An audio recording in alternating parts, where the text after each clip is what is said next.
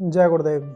जब हम एक्सीडेंट में किसी का सर फटा हुआ, किसी का पेट फटा हुआ और उससे आंतें बाहर निकली हुई और सर से दिमाग बाहर निकला हुआ और इस शरीर से खून बहता हुआ जब हम देखते हैं, शरीर से शरीर का कचरा बाहर निकला हुआ सड़क पर बिखरा हुआ देखते हैं, तो किसी को उल्टी आने लगती है, किसी को चक्कर आने लगते हैं, किसी किसी को तो खाना तक अच्छा नहीं लगता।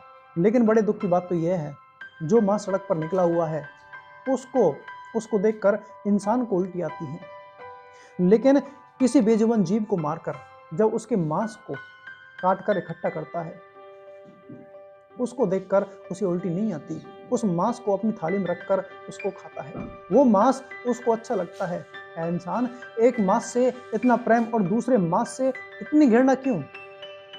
सड़क पर बिखरा हुआ मांस और थाली में परोसा गया मांस एक ही जैसा है। एक को देखकर तुझे उल्टी आती है और दूसरे को देखकर तुझे सुकून।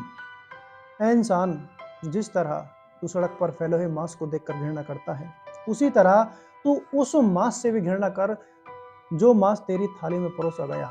देख, मांस और खून तेरे बच्चे का और उस बेजुबान जीव का एक जैसा है, लेकिन तू अपनी जेब भरने के लिए, तू अपने जीव के स्वाद के खातिर किसी बेजुबान जीव का मांस, किसी के बच्चे को काटकर, किसी के जीव को काटकर तू अपना पेट भरता है।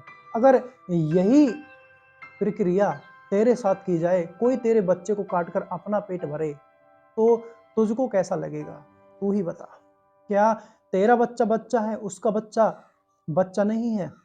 जितना दुख दर्द तुझको होता है, उतना ही दुख दर्द उन बेजुबान जीव को होता है, उन बेजुबान परिवार को होता है जिसके बच्चे को काटकर तू अपना पेट भरता है, अपना पालन पोषण करता है, अपने बच्चों को खिला पिला कर तू बड़ा करता है। ऐ नादान इंसान, जिस तरह तू अपने बच्चे से प्रेम करता है, जिस तरह तू अपने परिवार फैमिली वालों से प्रेम करता है, उसी तरह तू उस बेजुबान जीव के बच्चे से प्रेम कर, क्योंकि वो भी किसी का बच्चा है, वो भी किसी का बेटा है, वो भी किसी परिवार का एक सदस्य है। उतना ही प्रेम तो उससे भी कर। जिस तरह तू अपने बच्चे के लिए सुख चाहता है, उसको खिला पिलाकर बड़ा करता है, उसी तरह तू उस बेजुबान जीव के लिए भी सुख चाहा, उसको खिला पिला। उसको खिलाने पिलाने से तेरा परमार्थ बनेगा, तेरा आगे का रास्ता, आगे का बुरा समय तेरा साफ हो जाएगा। तू देख उन सहमे हुए बेकसूर जानवरों को जो तेरे करतूत देखकर तुझसे कांपते हैं, तुझसे डरते हैं। अगर जितनी बेरहमी से तू उन जानवरों का कत्ल करता है, उनको मारता है, अगर उतनी ही बेरहमी से तेरे बच्चों को कोई मारे, तेरे ही सामने उनका कोई कत्ल करे, तो तुझ पर क्या बीतेगी? तू समझ अपने आप को और उन बेकसूर जानवरों को। वे बेकसूर जानवर, उनको थोड़ा प्रेम देने से, उनको थोड़ा प्रेम करने से, वे बेकसूर जानवर, बेजुबान जानवर इंसान के लिए, जिंदगी भर के लिए वफादार हो जाते हैं और अपने मालिक के लिए वो सदैव अपनी जान अपनी हथेली पर रखते हैं। समझ तू उनके प्रेम को, उनकी वफादारी को, जो अपनी जान पर खेलकर अपनी वफादारी निभाते हैं। लेकिन ऐ इंसान, तू उसके प्रेम को नहीं समझेगा, तू उनकी वफादारी के प्रेम को नहीं समझेगा, क्योंकि जो तेरे अंदर लालच का भूत बैठा है, जो तेरे अंदर जीव के स्वाद का भूत बैठा है, वो जीव का स्वाद तुझे उस जानवर के प्रेम को कभी नहीं समझने देगा। क्योंकि तेरे जीव को खून चाहिए, तेरे जीव को मांस चाहिए, चाहे वो किसी का भी जानवर हो, किसी का भी बेटा हो, किसी का भी परिवार का सदस्य हो। तुझे तो सिर्फ पैसे चाहिए और जीव का स्वाद चाहिए, और यही जीव का स्वाद और यही तेरे लालच का भूत तुझे कहीं का नहीं छोड़ेगा। तेरे सामने कांटे बिछाकर तुझे उन्हीं कांटों पर चलवाएगा, दौड़वाएगा, और तू रोएगा, चिल्लाएगा, कोई तेरी मदद करने वाला नहीं आएगा।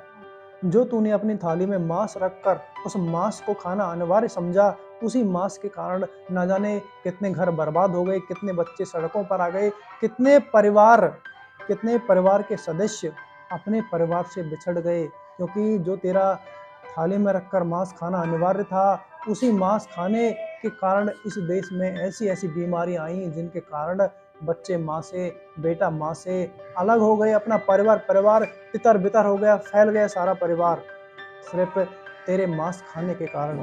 इसीलिए मेरी आप सभी से हाथ जोड़कर विनती है कि मांस को कभी हाथ ना लगाएं, क्योंकि ये मांस बीमारी का कारण है। ये मांस इस देश में तबाही का कारण है। ये मांस हर उस तबाही का कारण है जिस तबाही से इंसान का नुकसान होता है, इंसान को भारी नुकसान पहुंचता है। इसीलिए आप इस मांस को कभी हाथ ना लगाएं और ना ही इसको खाएं। और आपको संकल्प बनाना होगा कि मैं सदा शाकाहारी रहूंगा, सदाचारी रहूंगा और मैं लोगों को सदाचारी शाकाहारी बनाऊंगा। आपको ये संकल्प बनाना होगा।